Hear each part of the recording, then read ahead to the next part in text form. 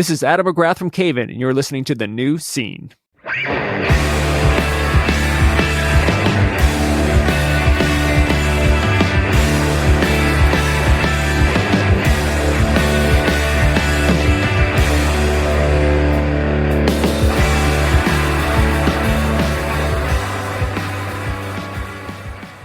Hello, everybody, and welcome to The New Scene. I am your host, Keith, and we are back with a brand new episode. And folks, we've got an exciting one today. On the show, Nika Danilova of Zola Jesus. That's right, folks. I have spoken to Nika, and it's a great conversation. We discuss her history. We discuss her new album, Arkhon. We discuss traveling to Turkey to film the incredible music videos for the album. All of that and more is coming up momentarily, folks, so strap in. And now I'm going to tell you how you can support the show, and you're going to do it because you have to. I mean, you just have to. Follow The New Scene on social media. We're on Instagram, Twitter, and TikTok at New Scene Pod. I'm trying to get us over 3,700 followers on Instagram, so if you're not following me, do it. New Scene Pod. Follow our main and clips YouTube channels. Just search The New Scene or The New Scene Clips. They're linked in the channels on YouTube. Subscribe to the YouTube channels if you're not subscribed. Hit that like button. Leave a comment. All of that goes a long way. You can support this podcast directly with your funds by purchasing the New Scene shirt. Head on over to the store at Death Wish Inc. and search The New Scene. The shirt will pop right up. And reviews, folks. I am asking for reviews still. We got to get over 100. We just have to. But we're getting closer. We are at 77 Apple Podcast reviews and 72 Spotify reviews. So if you like the show, even if you don't like the show, come on, just do it. Open up your Apple Podcast or Spotify application. Hit that 5-star button. It's really going to help out. And folks, support our sponsor, the wonderful Iodine Recordings. As always, there's a lot happening over at Iodine. Her Head's on Fire have a video premiere over at New Noise for their single Burn. Check out the video. Check out the band. You're going to love it. Members of Garrison, Saves the Day, and others. And folks, this is just announced. Orange Island have a collection of songs coming out called One Night Stay. And this features tracks that have been out of print for over 15 years. You're going to want to pick this up. It's for fans of Glassjaw, Thursday, The Movie Life, and similar bands. You're going to love this. Pre-orders are up for One Night Stay. Get it. Listen to it. You want it. You need it. Let's do this, folks. Let's do this. And I have a music recommendation for you. And folks, I'm not kidding around here. Zola Jesus, Desire. This track has been on repeat. It's one of the singles that's out right now for Zola Jesus's upcoming album, Arkhon. Desire, folks. Desire. I have added that and some other tracks to our New Scene Spotify 2022 playlist. Search it if you're on Spotify. Check it out. Check out Zola Jesus. Check out the song Desire. Check out the other singles. You have to. You just have to. All right, folks, let's not wait any longer. Check back in with me at segment 3 for more. But right now, we are going to speak to Nika Danilova of Zola Jesus. Enjoy. All right, folks, we're here now with Nika Danilova. Nika, welcome to the show. Hi, thanks for having me. Happy to be here. Absolutely. It is wonderful to have you here, Nika. You know, you have created so much wonderful music over the years, and we are about to get more because you are releasing Arkhon in June later this month on Sacred Bones, and we're going to talk about all of that. But first, Nika, I want to ask you, how are you doing today? I'm good. Busy, but good. Happy to be busy at home. It's a good place to be busy. So, Yeah, you're back in Wisconsin now, right? You've been there for a little bit? yep. I've been here on and off. But yeah, throughout the pandemic, I was here. So what are you busy with at home? Oh, just doing things like this interview, preparing a lot for the release of the record, shipping records that I have sold to patrons, and preparing for tour, doing interviews, doing myriads of things, making mixes, doing radio shows, etc., etc. There's always something to do, it seems. And when there's not that, there's taking the dog out. Yeah, yeah. Wow, that sounds like a lot. So you're actually shipping out records yourself and everything for the Patreon? Yeah, yeah. So I do that, and I run the Patreon myself. So all of that it's kind of like a part-time job, but it's awesome. Yeah, yeah. I want to get into that at some point, but I'm extremely lazy and I don't like going to the post office. So, it's not going to happen yet. That's fair. I saw the property you live on looks pretty impressive. I saw that you had a visitor in the form of a giant bear recently. That must have been exciting. Yeah, well, now I'm a little worried about letting my dog out because the bear defecated about like 50 feet from my front door. I feel like a turf war is brewing, like for serious. I'm a little concerned. Think he's hungry. But yeah, I'm trying to stave that guy off right now.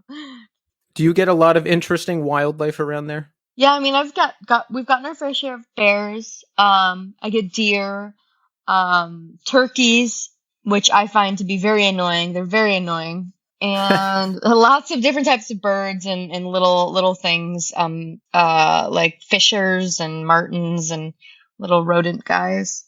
Any raccoons? Not many raccoons, but we have coyotes. I'll hear coyotes at night. But none of like no raccoons actually. Lots of squirrels though. Squirrels are good. I like squirrels. See, I would get into trouble if I lived where you live. I would be feeding the bear and I would try to become friends with it, and it would probably turn into a bad situation. Well, that is sort of happening with me because I have a habit of if there's like produce that has gotten too old, I will just throw it into the woods for like, because I know there's deer and stuff. But I don't think you're supposed to do that. Like, I think it's bad, but I feel really guilty doing anything else with it. So, but I think the bear has started to take on my apples and carrots and stuff. And so I'm a little concerned that I might be feeding the bear indirectly and bringing it closer, but oh well. You might become close friends with the bear. You never know. It could be good. Could be cute. Could be a whole thing. We could have a sitcom. Exactly. How do you like it there? Do you feel isolated ever? Like sometimes I picture myself moving somewhere more rural, but I like having access to the city just in case I feel like doing something. Yeah, I do miss things. I miss culture. I miss being around like-minded people. I'm in a very rural part of America. Not a lot of like-minded people around here, but I come here to escape really because I travel so much and I just kind of know that that's going to be a part of my life forever. That's just how I operate. I really enjoy traveling.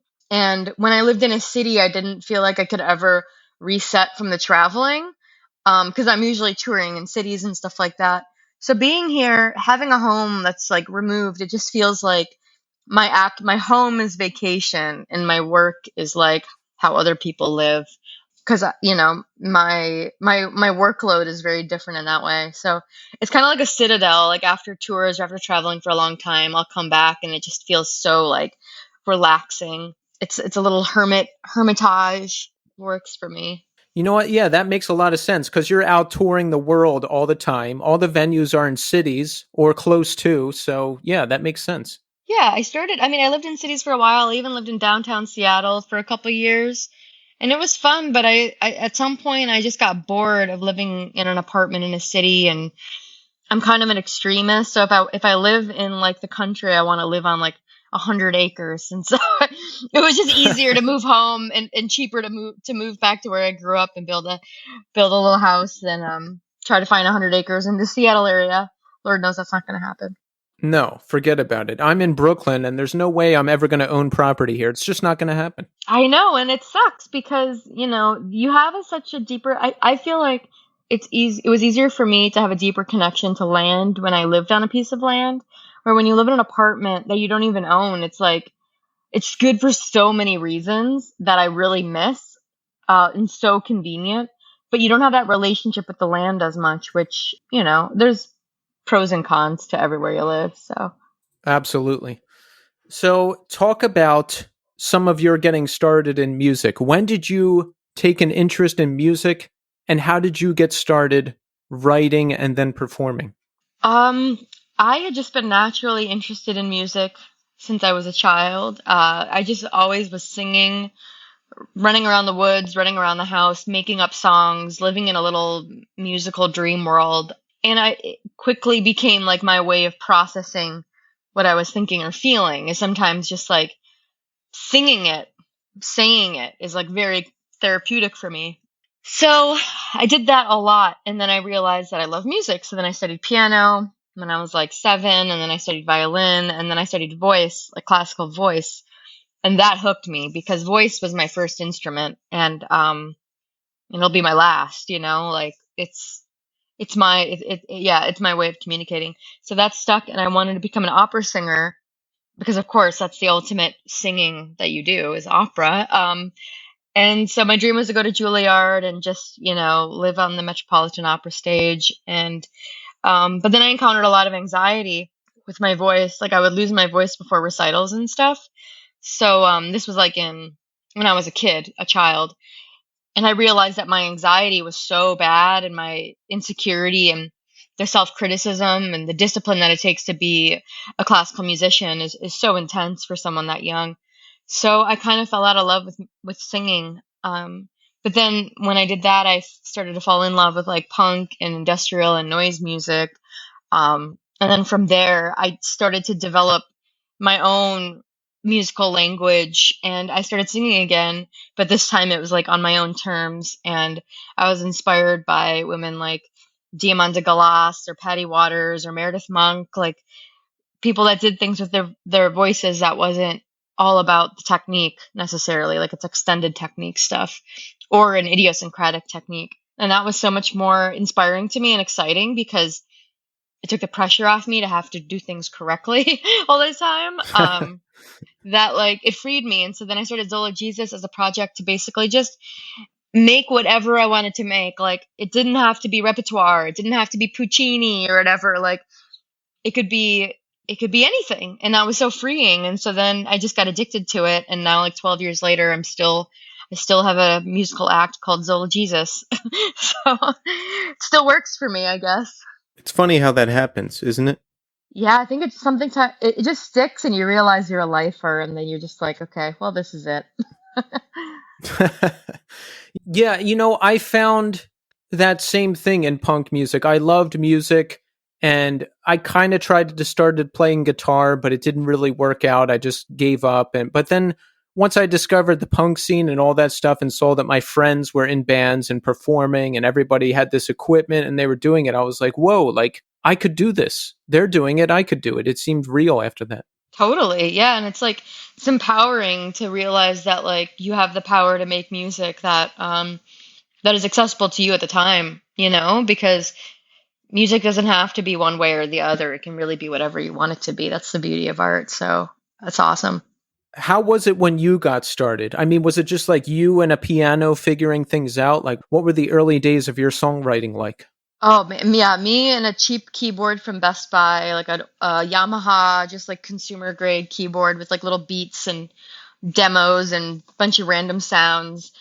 And I hooked that up to a 4-track and then ran that into Audacity on my computer. This was like in 2008, 2007, around there.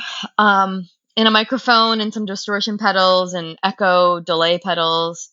And from there, I just, thank goodness that lo-fi was popular at the time because it was so accessible to make music that was interesting to me. Like it was all just about doing things as cheaply as possible and trying to like build textures with random sounds, jangling keys, pots and pans, like whatever you could have your hands on.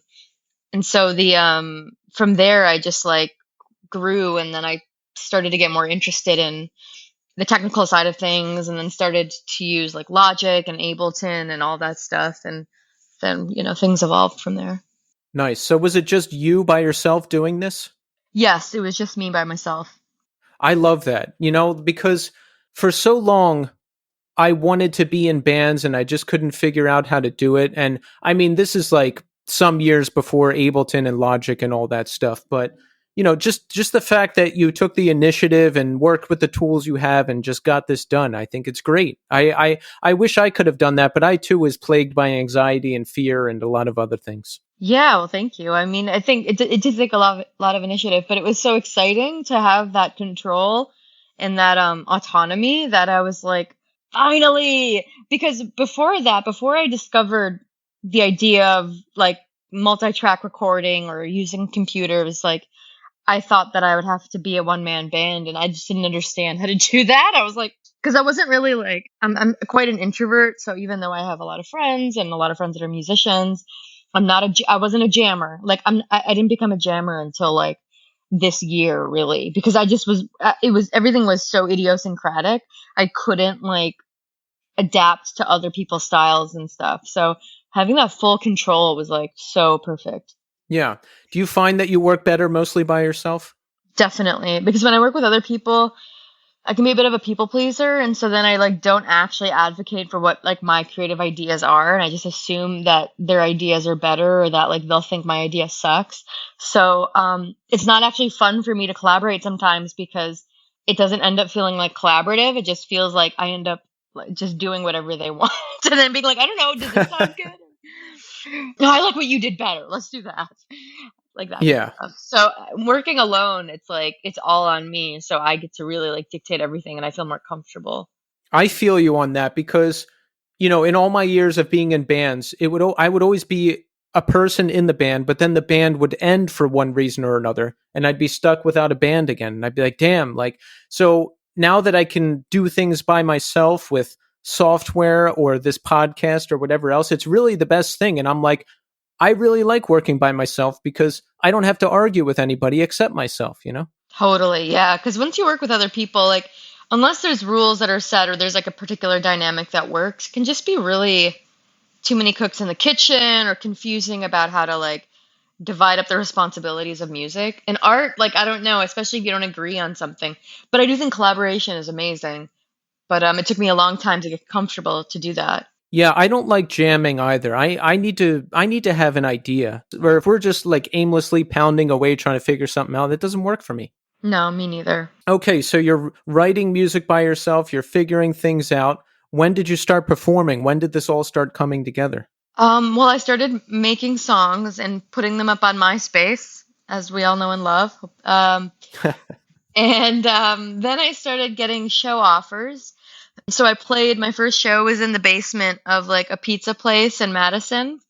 This was when I was like 20 or 19. The show probably, like, I don't know how it sounded, but I know all my friends that were there, like, as I came off stage, they looked at me with a lot of awkward embarrassment. So I just assumed that it was a total disaster, but um, I realized that like I couldn't play and sing at the same time. Like I would get too excited just with the singing that I would forget to keep playing like the keyboard, and then the music would stop.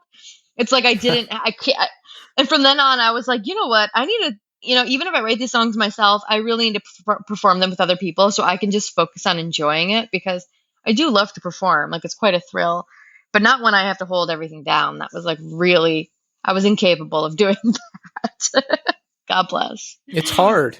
I imagine it's really hard to play piano and sing because once in a while I'll try to figure out a song on piano and it's just impossibly hard. You got to be like really trained for that. Especially because piano is a rhythm instrument, and so much of it is about playing or matching the rhythms and making sure nothing's getting crossed and everything fits together. So yeah, it's hard. It takes a lot of work.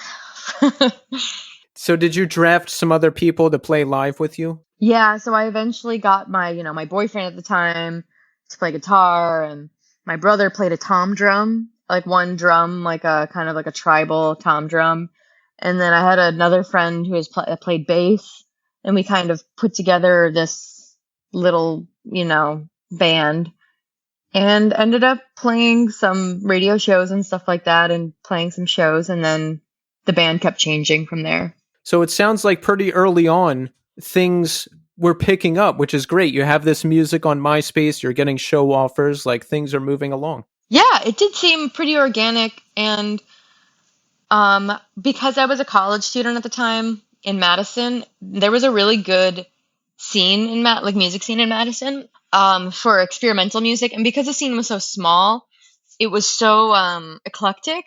So you had a bill of like a power violence band playing with like a drone, like a 15-person drone group playing with, extended technique trumpet playing with like a black metal band. And then like I would get thrown in there somewhere. But the music was all really diverse, but also like a lot of heads, like a lot of like people that were into really cool, good music. And so I came up in a really good scene that was really supportive of the community. And like there were shows always happening at like churches and synagogues and co-ops and houses, so many house parties. So it was just like such an amazing environment to start getting into making music because there was just like so many people around to support you. I love that. Yeah, I was going to ask about what kind of shows you were playing because, for me, it's just mostly like hardcore and hardcore adjacent shows. So I was wondering where you kind of fit into the whole thing. Yeah, I ended up getting into some scenes, basically like the noise scene, which was also like the experimental like loop pedal scene. It was like it was anything and everything basically, and but all quite experimental. I think that says a lot about you and your music as well, that you can be on all these different kinds of shows and go over well with people. Yeah, because at the end of the day, it's just about like the vibe, and it's about, and by that I mean it's about kind of what you stand for, And I think at the end of it, like if you stand for the same things, the music can be whatever it is. Like we all have open ears. Like we're living in a postmodern world, but it's like if you're around like minds, like it's absorbed in like a deep way, no matter what the style is. It's because people like in that scene just know how to listen to different types of music. And that felt really comforting. It's like I didn't need to choose. I didn't need to pick a genre in a way. No, I totally feel you on that. I can just look at other artists and kind of tell if we're on the same page or not. And I like that. I like to be surrounded with like-minded people and people who support the same things I do. And, it's a bonus. Totally. Yeah. I mean, it fosters so much creativity when you can feel like you're around people that get what you do. 100%. So when did things start to pick up for Zola Jesus? I mean, you eventually signed with Sacred Bones, right? I'm sure you saw things start to pick up after that. Yeah, so I put out my first record on Sacred Bones called The Spoils, which was still very noisy. It was kind of like still within the realm of how I started making music, which was quite lo-fi. And then after that, they invited me to South by Southwest, and they said, "Can you get us an EP by that time to be able to tour on that or whatever?" So I was like, "Okay." So over winter break, I just punched out some songs.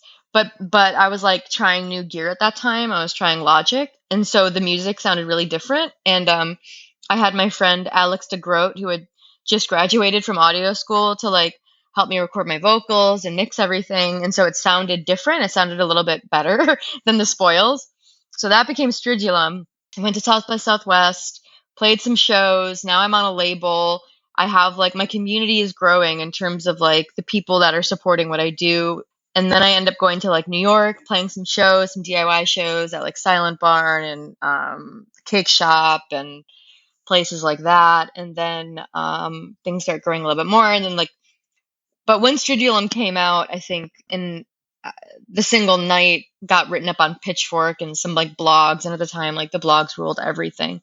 That's when people were like, oh, like this person is like whatever. Like I broke out of my little community and into a new sphere, which was cool and also really just intense for someone that still hadn't graduated from college. So you're in college the whole time that you're doing all this? Yeah. How do you balance the two? I mean, I'm a psycho. Like I can handle it. Like it's easier. Sometimes it's easier for me to handle a lot going on than not a lot. So I was making it work, but it was hard. I basically just skated through school. Like I was like, I just need to graduate at this point. So that became the lesser priority. Yeah, understandably so. Yeah, so I mean, for someone who has dealt with as much anxiety as you have, is it like overwhelming at times? I mean, if things are picking up, if you're getting these write-ups on Pitchfork, if show offers are pouring in, I imagine it's extremely exciting and extremely nerve-wracking. Yeah, I mean, I was on such a buy a ticket, take the ride kind of thing. So I was just on the ride. The train was moving, and all I had to do was just keep up. Nothing was ideal ever in terms of how much time I had to make records, how much time I had to prepare for a tour, how I invested in the tour, practicing, rehearsing. There was no time. So a lot of growth and potential like tweaking of the formula suffered. But I felt like I just had to keep going because this is all I've ever wanted, really. So it's like I'm not gonna call for a break right as it's getting started. Exactly. And was that your goal in your mind? Like, I just want to write and tour and be a full-time musician? Yes, yeah, because at that point I had some friends that were doing that and living that lifestyle, and it was just like to me the ultimate. And so that's what I yearned for. So pretty cool that I'm still doing it, to be honest. Like that's not lost on me because I was very excited to have the opportunity back then. Yeah, I mean, it's great. It's the dream, you know? And I'm not talking about like millionaire rock star stuff. I'm talking about like if you can do what you love and make a living, that's the dream.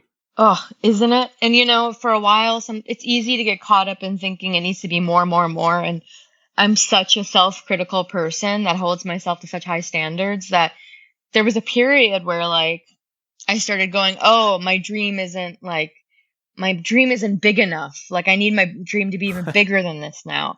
Because now that I'm doing it, and then but then I got to a place where I got older and was like, girl, you don't need that. You like to sleep. You like to chill. Like you don't need your dream to be any bigger than it is. Just hang and enjoy it. Yeah, I try to do everything at once. And I actually tried this with this platform. I was like, I'm going to do the podcast. And every night I'm not doing the podcast, I'm going to live stream and I'm going to do this and I'm going to do that. And I lasted about a week. And then I was like, I can't do this anymore. I need to sleep. I need time to just lay in bed and stare at the ceiling. I can't, I can't be moving 24 hours like that. I'm not built for it. Oh, yeah, me neither. And I think you know what? I think some people are. And Yeah. let's let them do it. Let's let them do it. I have a regimen of Bravo and TLC reality shows that need to be watched, and that needs to happen more than going to overwrought functions where I like parade myself around like I'm a product. Other people can do that. I love to hear that. I spend a lot of time on Twitch and I just watch it and that's how I unplug and turn my brain off. I need that. I can't be doing something all the time where I'm constantly broadcasting to people because, like I'm a performer and I like to create constantly, but I have bad anxiety like you do. So I need that time to unplug and just be away from everybody. Totally. And I think that's part of why I live in the woods is because no one's calling me to hang. You know what I mean? There's no, I don't need to go to your show. Sorry, I can't go to your show. I'm in the woods. It's a good excuse and it's a way for me to just like unplug and not have to feel that pressure to have to be performing all the time. I was thinking about that while reading about you. I was like, and I was saying this to myself, if you lived in the woods, you wouldn't have to think of an excuse not to go to things and you wouldn't have to feel bad about it. You could just be like, I'm sorry, I live in the woods. Maybe next time. I built an entire lifestyle around that. Like and it is kind of like going to the extreme to avoid having to confront people, but I'm that person and I'm doing great. It was a great choice.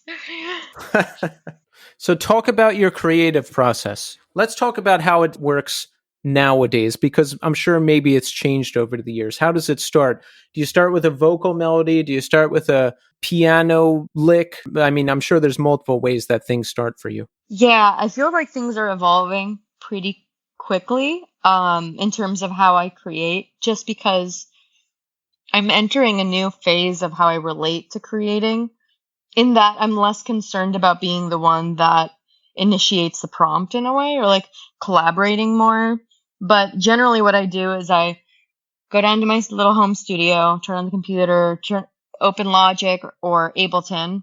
I'll switch between the two to try to like shake up my muscle memory, because I find that when I get really used to a DAW, I'll like open it up and then I'll reach for the same tools and kind of make the same song.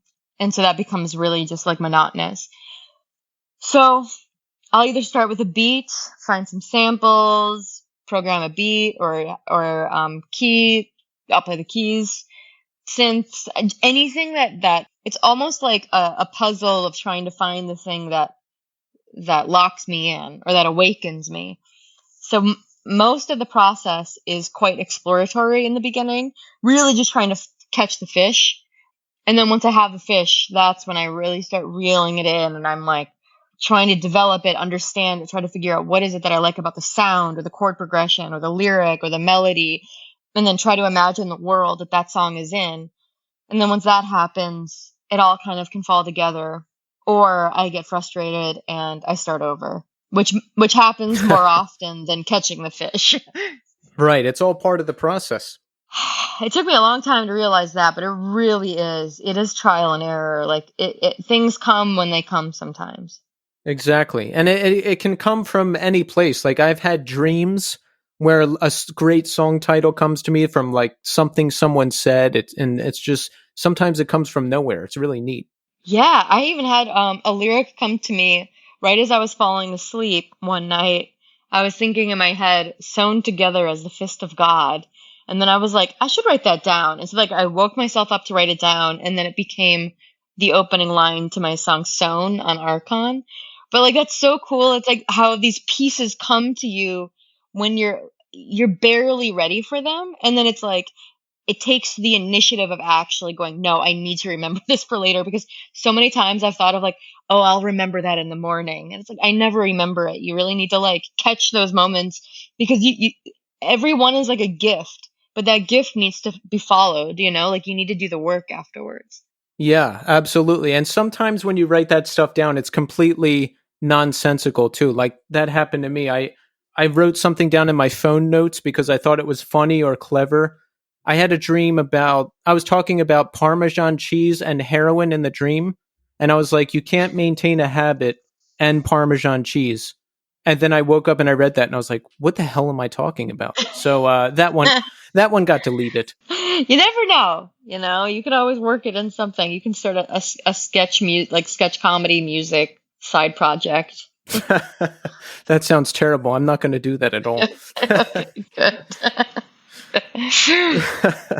So let's talk about your new album. We have Arkhon coming out June 24th on Sacred Bones. And folks, there's 4 singles out right now: Into the Wild, The Fall, Desire, and Lost. I have heard them all, and I love them all, especially Desire. I mean, to be able to do what you do, Nika, and just you and a piano and playing these songs and this music that makes a random guy who lives across the country in Brooklyn feel all these feelings. It must be the best. It's hard to even understand, because we're all so atomized that like it's hard to know one's impact anymore, really. Like it's weird, but at the same time it's like I yearn for that. I yearn for that connection. Like as an introvert who feels more comfortable like in the woods, like being outnumbered bears to humans or whatever, like connecting with other humans about things that are extremely like profound and fundamental to me. That's like the real beauty of music and why I make music. It's like just to feel that connective tissue that binds us all together in the ways that like when it really counts, and that's, so yeah, I mean, I live for it, but also I have no idea what's going on and who's out there some half the time. And Lord knows I'm not going to look at the YouTube comments to figure it out. Do you ever look at that stuff? I don't think I would, because, well, if I got the number of comments that I'm sure you do, I probably wouldn't look at it because I'm just too sensitive. I can't handle any criticism or anything else. Yeah, I mean, I don't get that many comments, but if I do get a negative one, that I don't know, at this point with this music where I am in my life and my career, no one can tell me anything about the music that will change the way that I think about it or feel about it. So if I do hear criticism, which I do, it's almost like it's on them. Like the fact that you're even willing to criticize this music, That's on you. It's not on me. It's not that's not my fault that you feel that way. It's your fault. Like I delivered a great product that I believe in, and that's extremely pure from my heart. So if you're finding problems with it, like, can't help you. I can't help you. I'm sorry.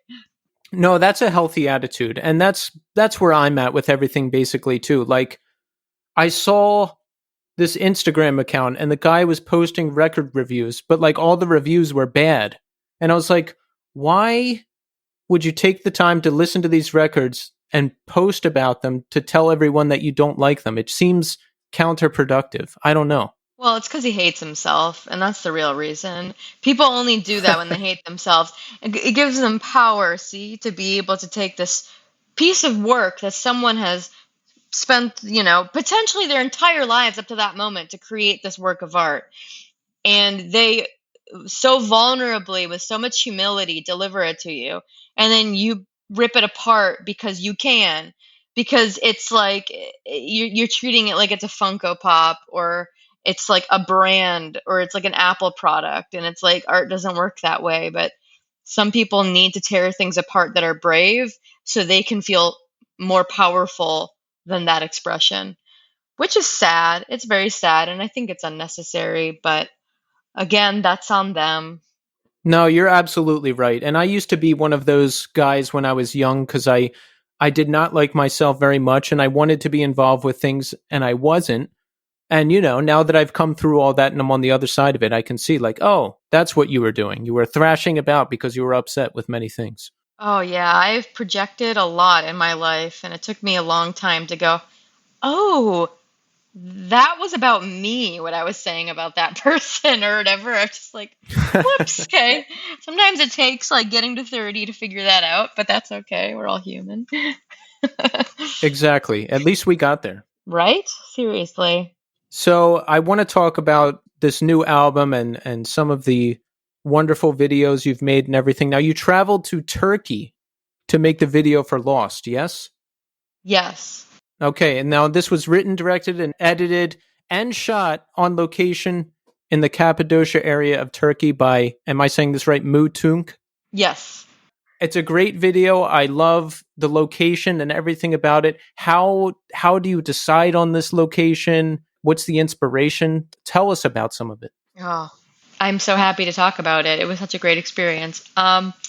So I made the record Arkhon with Randall Dunn, who is a musician and he's also a producer. And he made a record a couple years ago, and his old friend Mu Tunk made some videos for him. They were so beautiful. I was like, I want to work with that guy. And so I got in touch with Mu, and he was just a delight to work with and to connect with. We really understood each other. He has a big heart, and we started talking about ideas, and we triangulated onto Cappadocia, which is this part of Turkey where there are these naturally formed caves that people have like escaped persecution and hid out in and made cities in and all of that. And he was going there. He was about to go there in like a week or two because his hotel had invited him, Argos in Cappadocia, to I always it's either Cappadocia or Cappadocia depending on like what your translation is. So I just like oscillate between the two. So he went there and it was incredible. He had a great experience, and the hotel said, "Come out and shoot your video. You can use like our locations." And it was really like a once in a lifetime opportunity. Everything, all the stars aligned. It seemed insane to go to Turkey for a music video during COVID, but my desire for this video to be fulfilled in that way was too strong. So I got on the plane, spent a couple days in the area in Cappadocia at the hotel. It was surreal. I felt like it was just beyond what I could have imagined in terms of the atmosphere, the environment, the vibes, the historical, the vibes, the ghosts, the energy, the spirit of that place was just like so insane. So mostly for me, it was more about capturing that, almost like a travel diary, a travelogue, like going to this place, feeling charged by the environment and capturing that more than doing anything with the space. It's like letting the space tell the story. So, magical time, magical shoot, and magical collaboration with Moo, and so happy I did that. Yeah, it's incredible. I mean, the video looks great. You look great. The costumes and just everything. It must be so fantastic to not only go to this place and like take some pictures to post or whatever, but like you're creating art there and art that you get to put out into the world, and it's your music over these beautiful locales. I mean, it must be the best thing ever. Thanks. Yeah, like as I've kind of made my peace with my dreams, and not wanting the American big dream, but wanting like a bigger big dream. And my big dream is like to really truly embody the spiritual components of art making and art in general, where it's like my I want I feel like we're starved of so much in this modern world that I feel like I have a responsibility to embody the things that I feel like we're missing. And through that, I get to experience like what it means to divine, like not to sound woo, but like just to understand like the real spiritual essence of art and to really enjoy that. And so being in that space and being able to make something and give to the world that for me feels larger than life, like this space, the Cappadocia is larger than life, and its role in history is so magnificent, and to impress that onto like modern people is something that I feel like really proud to be able to do, and it's fueled me in my art, and that's like Arkhon is all about that too in a way. So that's that. Yeah, I mean, it must have inspired a whole bunch of stuff. It looked otherworldly over there. Yeah, well, I mean, yeah, it inspired me so much. Also, just the historical, the history of that area. It's like the Gnostics hid out in Cappadocia, and the Gnostics were a big inspiration on my record, among so many other persecuted groups throughout history. There was a monastery in the caves. There also one of my favorite movies, Medea, Pasolini's Medea, starring Maria Callas, was shot there as well.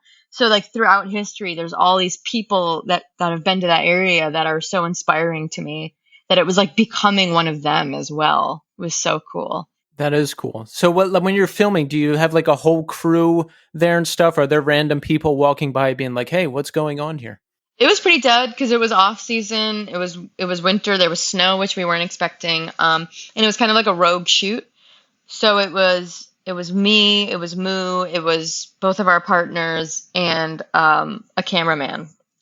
So it was a very low key shoot because you can't have that many people around anyway because we were like in caves the whole time. It's really hard to navigate with a lot of people. That's good. Yeah, but like for my last band, I got my friend to do a promo shot, and I was like, we have to do it in the practice space because I'm too nervous to go outside. I don't want people to like make fun of me or anything. I can't handle it. Oh, I know it can feel weird, but you know what? You can take comfort in knowing if you're ever feeling that way, just go to the Instagram account influencers in the wild and take comfort in the fact that every single modern human right now is taking pictures of themselves or having pictures taken of themselves, like regardless of the fact that they actually need the photos for press or not. So, you know. That account is good. It's funny seeing them like not, through another frame and just how silly it looks. It really puts things into perspective quite quickly.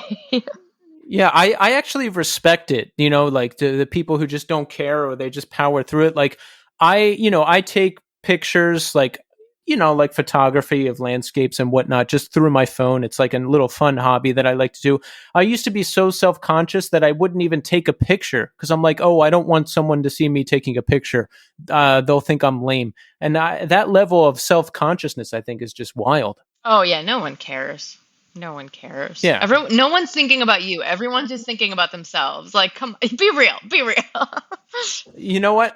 Exactly. That's my mantra right now. And it works, believe me. Oh, it's gotten me through a lot of anxious moments. So the latest single, Into the Wild. Now you said you wrote this about the end of a relationship, and I was doing some research on you, Nika, and you said this song in particular became a beacon for me.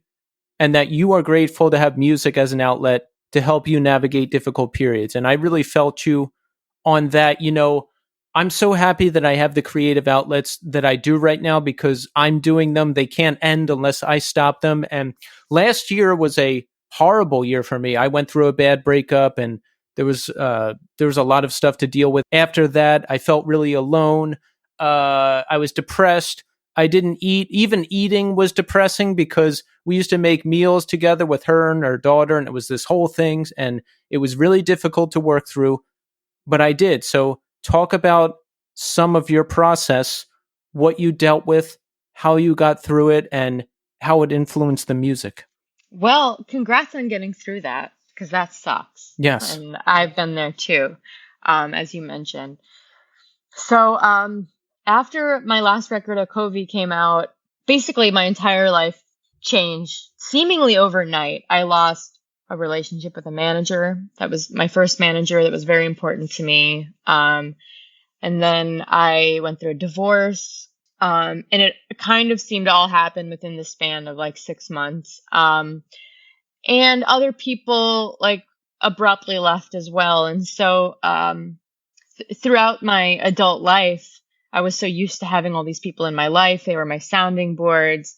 They helped give me a sense of security and stability. And when they went away, I felt like I had nothing anymore. Like I felt like I was a baby, like a brand new baby. And so I needed to rebuild myself from the inside out because all I had was myself in those moments. And that was like a really leveling Saturn return type period where I had to face a lot of, a lot of my shadow. I had to do a lot of shadow work. And through that, like, it was definitely like a necessary, incredibly transformational, important time of my life that allowed me to grow in ways that I couldn't have before. And for that, I'm very thankful. But in those moments, I barely thought I would make it through the day. Like, I had no idea what tomorrow would feel like. And I wanted to write a song that reflected that energy, that feeling that I was going through at the time, because it was so strange. So Into the Wild is one of the songs that just tries to encapsulate that feeling of like just being stuck you're floating in the air and you don't know when everything's just going to fall, and you're going to fall back to the ground, and like, if things going to get worse, you don't know because everything is so unknown. So that was what that song was about. It was really healing for me, and listening to it to this day, it still kind of gives me little like twinges of memories, flashbacks of that feeling, that time, which I can say I'm on the other side of now, which is awesome because I remember writing in my little journal, like, I can't wait to be on the other side of this and to be able to look back and to know that it's over. And it's just like, girl, you made it. It's over. You're good now. It's okay. Yeah, because when you're in it, at least for me, I don't realize I'm in it so much. And I'm just sinking, and I'm like, God, why can't things be the way they used to? Or why can't things be the way I want them to be? And I forget that, you just have to start over and work your way through this. And there will be another side. It may not be exactly what you want, but you'll come out on the other side of it, and you'll come out on it stronger. And I've heard you say that, like, you need to go through these things to build a thicker skin and grow as a person. Because if you're just in the same place all the time, then you're never going to evolve. You're never going to grow. You're never going to learn. Yeah. And I think like at this point, I've started to realize that a huge part of my life and what gives me drive to keep going is this, the curiosity in discovering new parts of yourself, discovering new parts of the world, like having a deeper relationship to everything and everyone. Like, but through that, you have to go through so much gunk and chaos and darkness. But it's like working out. If you work out, you've got to break muscle in order to build it. So with anything, there must be destruction. There must be a level of destruction in order to regrow. So that's what I keep telling myself, because my life keeps hitting moments of chaos that I can't control. So why not make it a thing,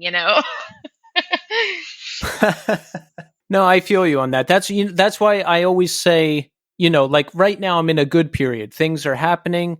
Things are great. I feel great. So I always say I'm going to enjoy the good times while they last, because I know some other shit is going to come up that I'm going to have to deal with. But hopefully I'll remember last year and be like, hey, you're going to be okay. As long as you're alive and you keep moving forward, you're going to be all right.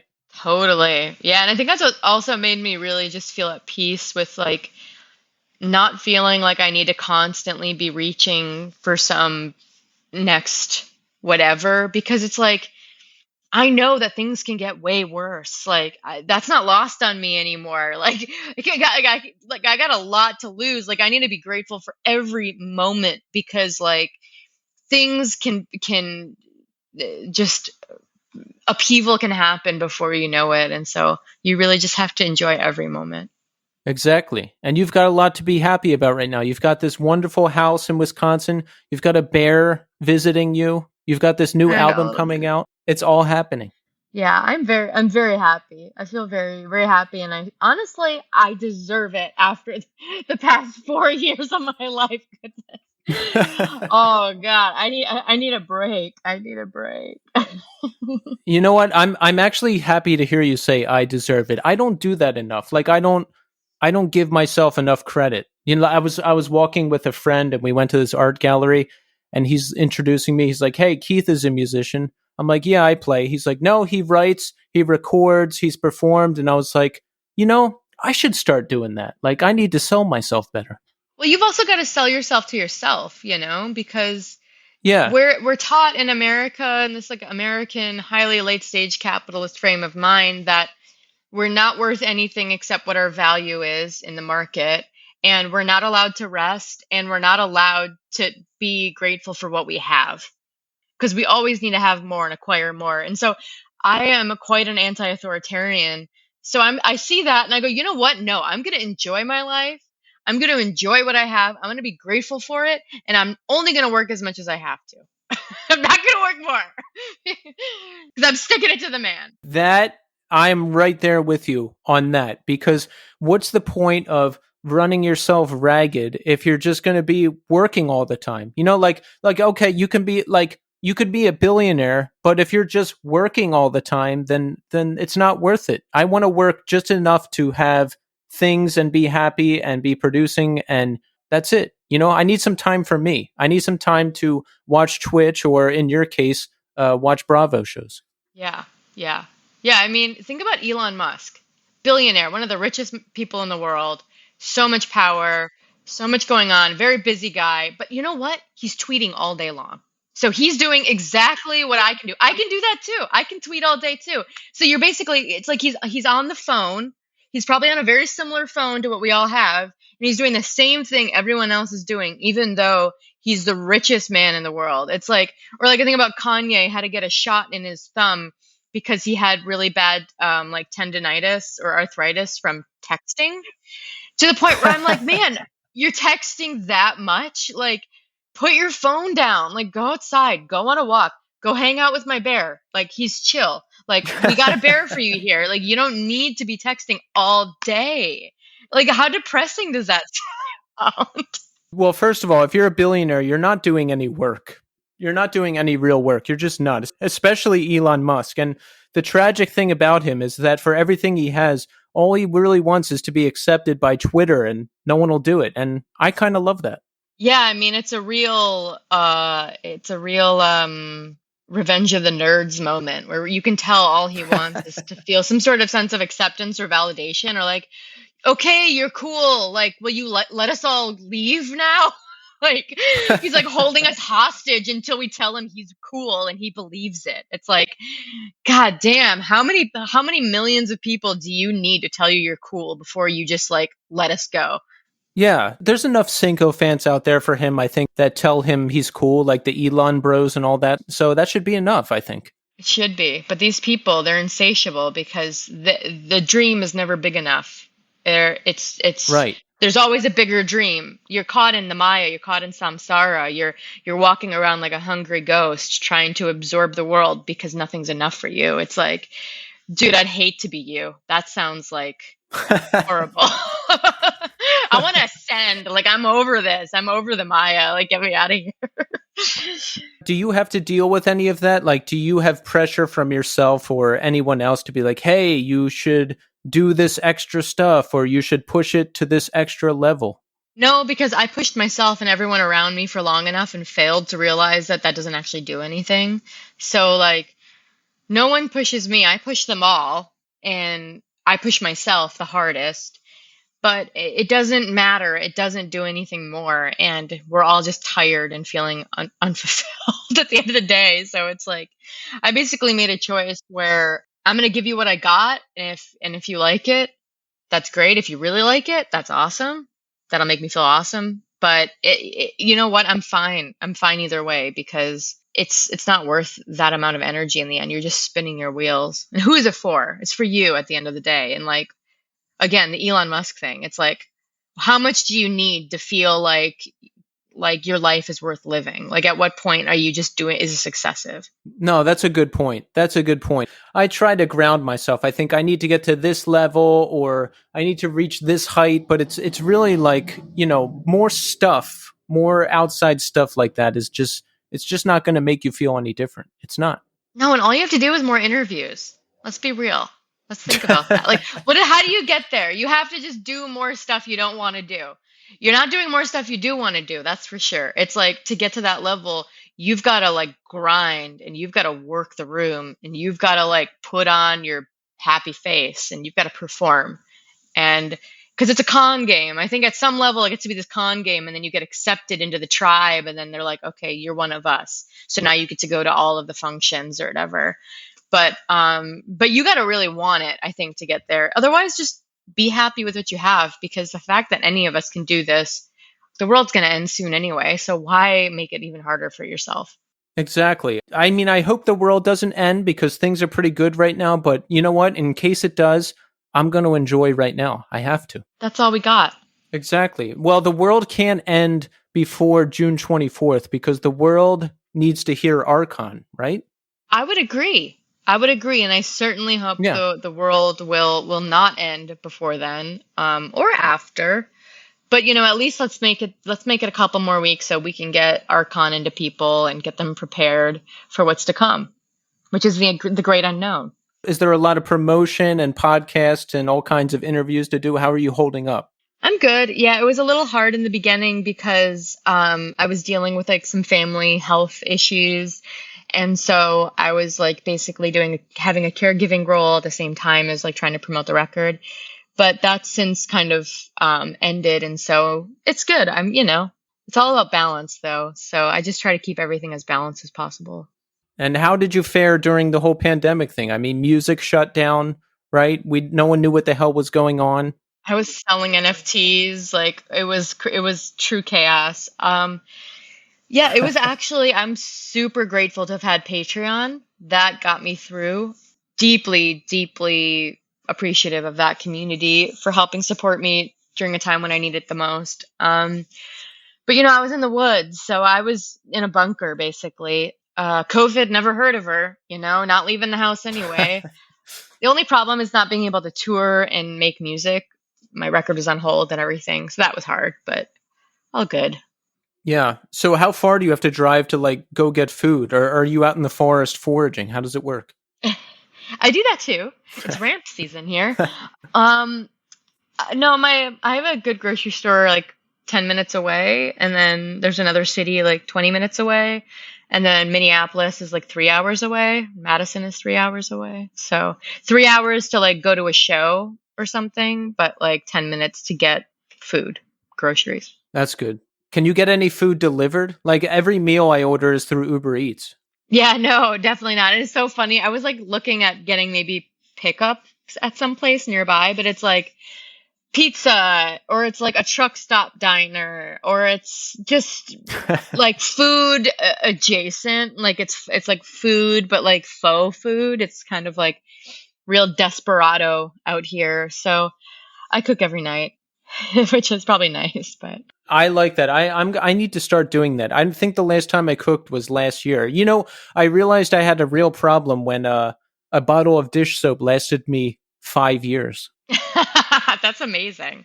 Well, I mean, to be fair, when I go to New York, I only go to Uber Eats. I only do like Uber Eats or stuff with Seamless, because like I don't necessarily like going out, but I love food and I love to eat. And like New York has amazing delivery. You can get anything delivered, especially now. So I'm with you. Yeah, there's just so many options here. It's a beautiful thing. So let's talk about what we have coming up now. Of course, We have Arkhon coming out on June 24th, so we have to pick that up, right? We want to buy a physical copy, yes? Of course. And you know what? There are so many exclusive variants, select indie retailers, and I'm sure that you can find a list of them somewhere on my website or just get it from me. But yeah, vinyl, whatever. I don't even know if I did CDs this time. I don't think I did. Yeah, whatever's out there, folks, buy it. We have to support Nika. We just have to. Oh, thank you. What about touring? I'm sure you have a lot of touring coming up, right? Yes, I am doing a tour with the Cult coming up in July, and then I have a headline show in August in LA. And then I'll be doing an American headline tour and European tour in late this year, early next year. So I will be on the road. Well, we're going to have to get out there and catch you. That's awesome. By the way, I was researching you, and do you realize you're label mates with John Carpenter? That's so cool. Of course, the one and only. Yeah. I did a remix for him, actually, which I'm really proud of. Really? Yeah. I have to go check that out. Did you ever see him live? I actually caught his show live, and it was just really unbelievable to see him perform those tunes live. Yes, I did see him live, and it was incredible. I was like grinning the entire time. My face hurt afterwards from smiling because it was just so fun and just like so charged. Like I was like, yeah, it was so good. I love that. Okay, so Nika, I just want to say thank you so much for coming on the show tonight. You know, I love everything that you do. I'm looking forward to the new record, and thank you. It's been great talking to you. Awesome. Thank you so much for having me. It was a pleasure.